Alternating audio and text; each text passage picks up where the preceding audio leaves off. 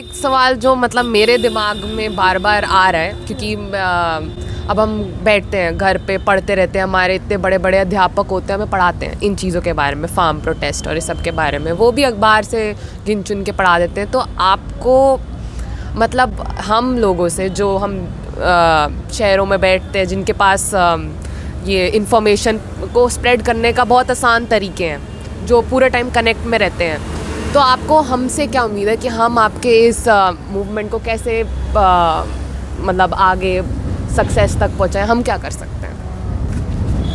बहुत ही बढ़िया सवाल है, आपने खुद ही पूछा। तो ये जो आप यंग जनरेशन है ना, आप सोशल मीडिया के बहुत सारे मतलब डिवाइसेस हैं जिनके मैं नाम भी नहीं जानती होंगी, और मैं नहीं जानती होंगी कि उसको कैसे ऑपरेट किया चला जाता है, जहाँ कैसे उसको चलाया जाता है, उसके थ्रू कैसे प्रचार किया जाता है। तो जो प्रिंट मीडिया है वो तो बहुत थोड़ा है ना जो हमारे पक्ष में चलता है, ज़्यादा तो मोदी सरकार के हक़ में जाने वाला है। इलेक्ट्रॉनिक मीडिया भी ज़्यादा उनके हक़ में जाने वाला, हमारे पक्ष में बहुत कम जाने वाला है। उनको भी जैसे एनडीटीवी को पिछले दिनों में बहुत परेशान किया गया।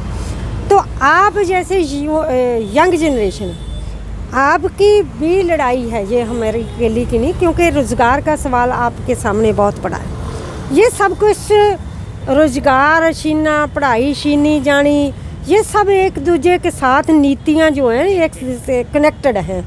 तो लड़ाई इसीलिए सरकार डरती भी है कि आज 3 कृषि कानून रद्द करवाओगे, कल को आप लेबर कोड जो बनाए उनको रद्द कराओगे, परसों को बोलोगे कि जितना पब्लिक सेक्टर आप बेच रहे हो। आपने देखा ना पिछले दिनों निर्मला सीतारमण ने नया वो पाइपलाइन, मुद्रीकरण पाइपलाइन ला के नया सा नाम, और सारे का सारा जितने एयरपोर्ट हैं, रेलवे लाइन है, रेलवे स्टेशन है, सबको बेचने का प्राइवेट मालिकों को तैयारी कर रखी है। उन्होंने बेच भी दिया है बहुत सारा। तो एयर इंडिया भी क्या क्या रोकोगे? माइंस बेच दी, पानी के सोर्सेज बेच दिए, पानी जो कुदरत ने, मैं तो लोगों को समझाती हूँ कि हवा और पानी ये नेचर ने हमको फ्री में दिए हुए हैं ना, गिफ्ट दिया हुआ है। पानी के बिना आदमी ज़िंदा नहीं रह सकता, हवा के बिना आदमी ज़िंदा नहीं रह सकता। और पानी की एक बॉटल कितने की मिल रही है? 20-25 रुपए की। 1 लीटर की भी नहीं होती हो, 750 ml की होती है। 25 रुपए की वो मिलती है, तो कल को अनाज कैसे मिलेगा, कितना उसका दाम हो जाएगा, ये समझने की बात है। तो आप जो यंग जनरेशन है, आप बहुत बढ़िया काम कर सकते हो कि आप ये सोशल मीडिया थ्रू, जहाँ जो प्रिंट मीडिया हमारे पक्ष में के लिखता है उसमें लिख के ये जो है छोटी छोटी मीटिंगें करके, जहाँ भी आपके यूथ के इकट्ठे होते हैं, उनके में से ये प्रचार लेके जाओ कि ये हमारी सबकी लड़ाई है और आपको हमको भी इसमें रोल करना चाहिए। क्योंकि बहुत सारे लोग बोलते हैं भी हम लकी हैं कि हमारी ज़िंदगी में एक मौका आया ऐतिहासिक आंदोलन देखने का, लड़ने का। तो आप भी उनमें से हो, आप समझदार हो, आपकी गनीमत समझो, खुशकिस्मत समझो कि आप पढ़े लिखे, आपको पढ़ने का मौका मिला। नहीं तो अभी तक तो बहुत सारे लोग हैं जिनको स्कूल कॉलेज जाने का मौका भी नहीं मिला, तो आपको ये मौका मिला। तो फिर आप इसको मतलब थोड़ा अपने दिमाग में सोचो कि आदमी जो है, आदमी का जीवन सबसे ऊपर होता है। तो आदमी सिर्फ अपने लिए ज़िंदा नहीं, वो उसके पास ज़िंदा रहने के लिए तो पक्षी पंछी जो हैं वो भी ज़िंदा रहते हैं, लेकिन आदमी के पास दिमाग है। तो दिमाग की वरतों सिर्फ अपने ज़िंदा रहने के लिए नहीं होती, उसकी दूसरी पूरे समाज की भलाई के लिए भी होती है, लोगों के लिए भी होती है। तो ये जो कारपोरेट की लूट है ना, ये सिर्फ भारत में नहीं है, पूरी दुनिया में है। तो पूरी दुनिया के लोग जो है, यूथ है, इससे तंग है। तो धीरे धीरे कोलैबोरेशन उनकी बनेगी एक। तो नज़दीक के जितने देश हैं, पाकिस्तान है, दूसरे तीसरे हैं, चीन वर्गे मुल्क जो बोलते हैं कि हम कम्युनिस्ट मुल्क हैं, वहाँ भी कॉरपोरेट कंपनियों की लूट है। इतना फ़र्क ज़रूर है कि वहाँ के जो सरकार है वो कॉरपोरेट कंपनियों को अपने हिसाब से चलाते हैं, वो पॉलिटिकल लोग कंपनी को अपने हिसाब से चलाते हैं। यहाँ हमारे क्या है, कंपनियां पॉलिटिकल पार्टी को अपने हिसाब से चलाती, क्या आप ऐसे ऐसे करो। ये अंतर है हमारे दो देशों का। तो इसके लिए आप अपना रोल अदा करो। पूछो कि आप जानते हो कि कृषि कानून क्या है, उनका हमारे कृषि कानून का हमारे पर ज़िंदगी पर क्या इफेक्ट पड़ेगा, हमको क्यों पढ़ाई मतलब के बाद नौकरी क्यों नहीं मिलती। आप बहुत सारा पढ़ लिख गई होगी, आप अभी PhD भी कर लोगी ना।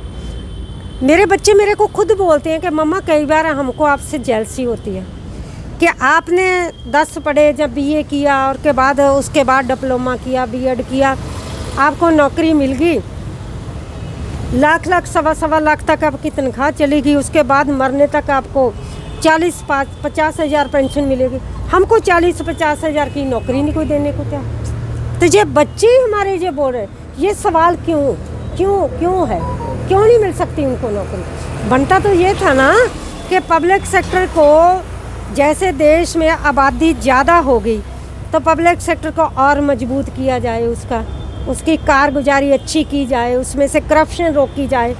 करप्शन नीचे से नहीं पैदा होती, ऊपर से आती है। तो उसको रोकने की बजाय उसको सारे को प्राइवेट बेच दिया, तो बच्चे कहाँ जाएंगे।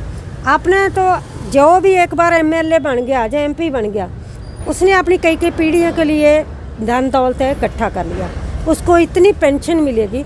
एक MLA जो है ना, प्रकाश सिंह बादल की 5.5 लाख पेंशन है। सिर्फ मैं पेंशन बोल रही हूँ, बाकी जो उनको मिलना है, भत्ते मिलने हैं, कहीं सफ़र का मिलना है, हाँ, जो तनख्वाह मिली है अलग, एट प्रेजेंट वो MLA हैं, वो तनख्वाह उनको अलग मिलेगी।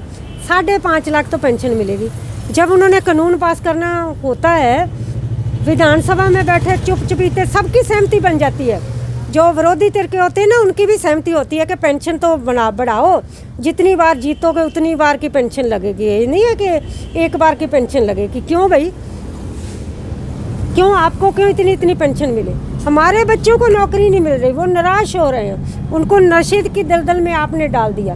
अब पता चलता है ना नशे कहाँ से आते हैं। जब मतलब गौतम अडानी की कोर्ट से पकड़ा जाता है, 3000 मतलब करोड़ मतलब वो क्या किलोग्राम वाला हेरोइन पकड़ी जाती है, कितनी ज़िंदगियाँ उसने बर्बाद करनी है। तो अब पता चलता है कि नशा कहाँ से आता है। वो नीचे किसी के पास से 10 ग्राम पकड़ा जाएगा, वो शाहरुख खान के बेटे से पकड़ा गया, उसका तो बहुत हाईलाइट होगा, गोदी मीडिया उसका बहुत प्रचार करेगा। मैं उसके पक्ष में नहीं हूँ, मैं कहती हूँ को बंद होना चाहिए। लेकिन जहाँ से क्विंटलों के हिसाब से, टनों के हिसाब से आता है, उनकी आप बात नहीं करोगे, उसको आप टेलकम पाउडर कह के वट्टे खाते में डाल दोगे। क्यों भाई, ये कैसे चलेगा। तो ये सब लड़ाई तो ये देखो मुश्किल है। सरकार ने इतने मुश्किल मतलब इतने कानून बना रखे हैं, जैसे UAPA बना दिया, वो किसी पर भी लगाया जा सकता, तेरे पर भी लगाया जा सकता। मैं तो सीधा लड़ रही हूँ ना 10 महीने से। मेरी तो रोज़ मतलब जाती है, एजेंसी के थ्रू जाती है ना खबर के, ये बोलती है, ये ऐसे भाषण करती। आप क्या होगा कि आप सपोर्ट करते हो इनकी, आपके ऊपर भी लग सकता है। उमर खालिद का क्या दोष था, उसको साल भर हो गया जेल में रखे हुए। उसको तो क्या नाम था, कपिल मिश्रा, जिसने दंगे किए, जिन पुलिस अफसरों ने दंगे किए, जिन्होंने आग लगाई, जिन्होंने इतने लोगों को मारा, वो तो मतलब बाहर फिर रहे हैं। बहुत पतवंते आदमी है, इज्जतदार आदमी है। और जो जिसने सिर्फ कानूनों के खिलाफ बोला, कुछ किसी के खिलाफ नहीं बोला। आपने भी वीडियो उसकी देखी होगी, ऑडियो सुनी होगी, मैंने भी सुनी है। एक भी शब्द उस लड़के ने नहीं बोला। इतना जीने से लड़का है, उसका इतने कसूर है कि वो मुस्लिम फैमिली में पैदा हुआ, तो उसको साल भर हो गया जेल में रखे हुए। तो क्या बच्चे वो बनेंगे, कल को क्या सोचेंगे, ये कानून किसके लिए बने। तो ये सब कानूनों को भी रद्द करवाने के लिए लड़ाई तो बहुत लंबी है। देखो जिस देश में पैदा हुए, फाशीवाद सरकार के साथ हमारा पाला पड़ा है, मुश्किल तो है, कुछ किसी कदम पे भी कुछ हो सकता है। मैं तो बच्चों को बोल के ही आती हूँ कि हो सकता है जेल में बाकी ज़िंदगी जेल में भी निकले हुए, ये भी हो सकता है। भीमे कोरे गांव वालों ने क्या कसूर किया था, कितने साल हो गए उनको, जमानत तक नहीं हो रहा है। वो क्या हैंडीकैप्ट, क्या साईं बाबा उनका नाम क्या था, उनकी माँ मर गई, खुली हैंडीकैप्ट आदमी है, उसको जमानत तक नहीं दी। हाँ, क्या है ये देश का कानून है।